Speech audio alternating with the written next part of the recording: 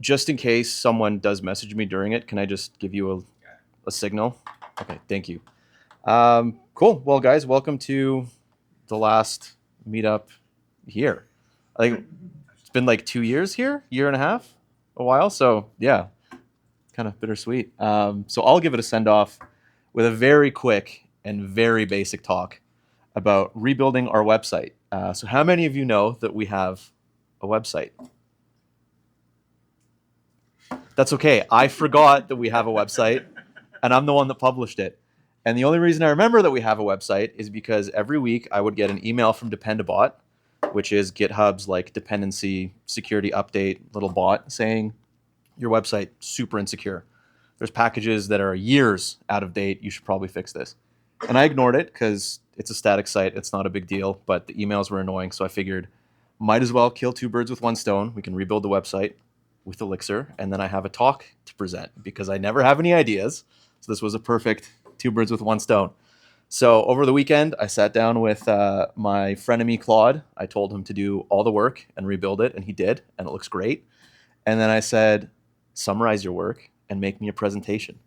So Claude also built me a presentation that I've looked through a couple times, added a couple extra slides of information, but this is the brave new world that we live in. It's all just vibes now. So we've got a vibed out website, a vibed out presentation, and yeah, might as well get to it. So the old site. I used a fork of this gentleman named Ted Ladaris. I don't actually know who he is. I don't know if any of you guys know who he is, but he had this GitHub repo where you could clone it or fork it, and basically have like a pretty good starting point to make a static site that you could host on GitHub pages. So I've had my personal site built like that for, I don't know, like 10 years now. So I figured we'll do the Elixir one like that. Super easy, very few changes, and then we've got something that we can put up there. Obviously, it's very effective if no one here knows that we have a website. But it was pretty bloated. There was like hundreds of files, 30,001 lines of code to serve 3 pages. Yeah, 3 actual pages of content and 50 lines of markdown. So that's a lot of bloat and a lot of packages to serve, very little actual content and information. I actually don't know. I didn't really look into the code too much. And it was deployed on GitHub Pages. Does anyone know what GitHub Pages is? Yeah, a couple hands. So it's basically GitHub's way to allow you to host a static site for free, which is great. Why were we using this? Because I've been using it for my personal site, like I said, and it's free and it's easy, builds in a couple minutes, and you've got a pretty professional looking site.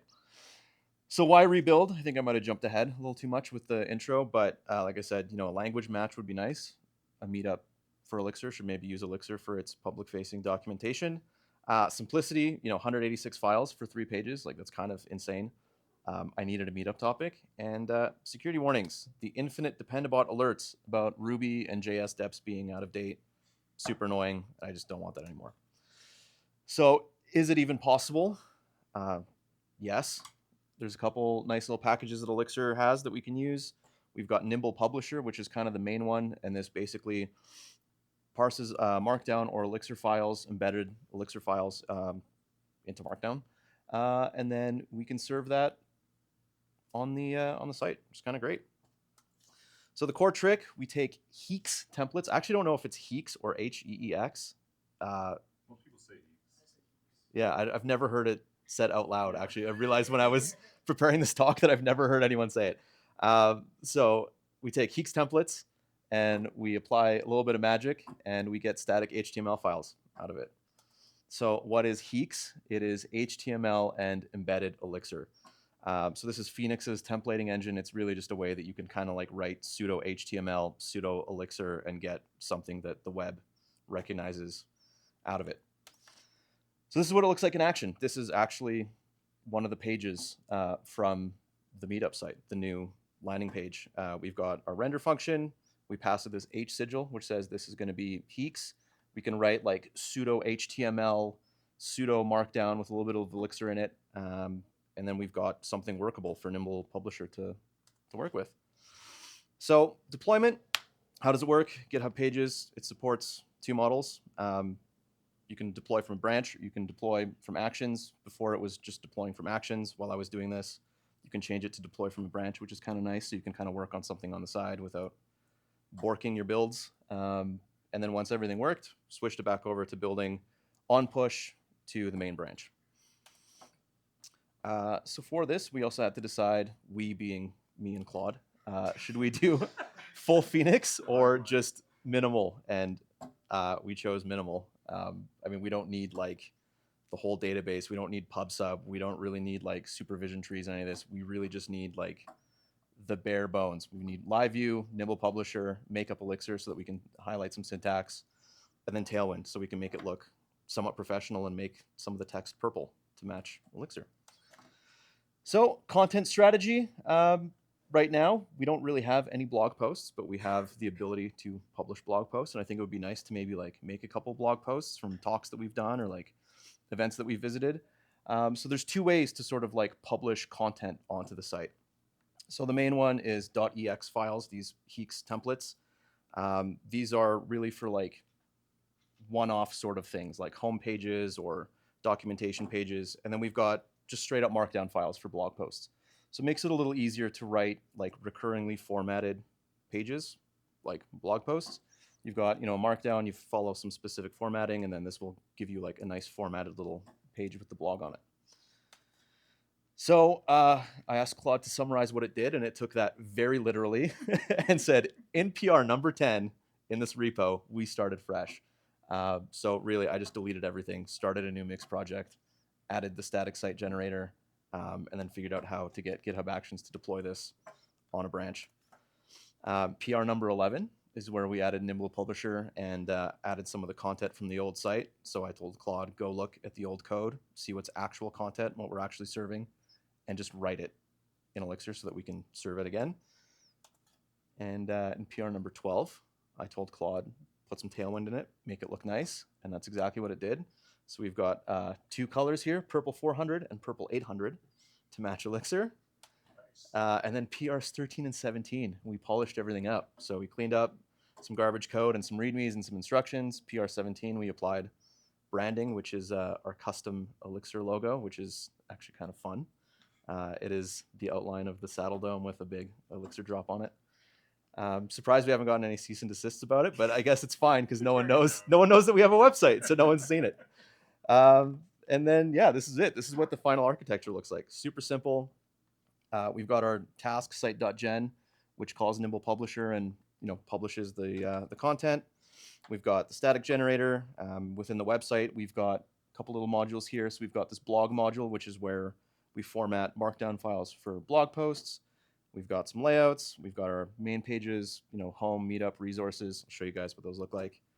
And then we've got some fun little CSS stuff, and that's really it.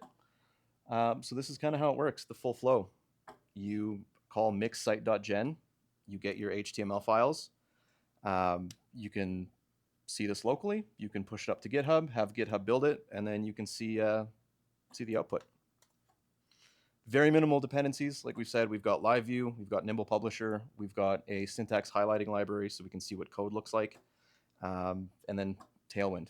That's it. So we can go and look at it. This is the new site. This is not the site. This is the GitHub repo. There it is. Look at that. Nice and purple. Formatted. We've got our fun little logo. We've got some info about the meetup. Very basic. We've got some resources here. Helpful resources if you want to get to learning about Elixir. And then an empty blog page with nothing in it. It's safe and secure.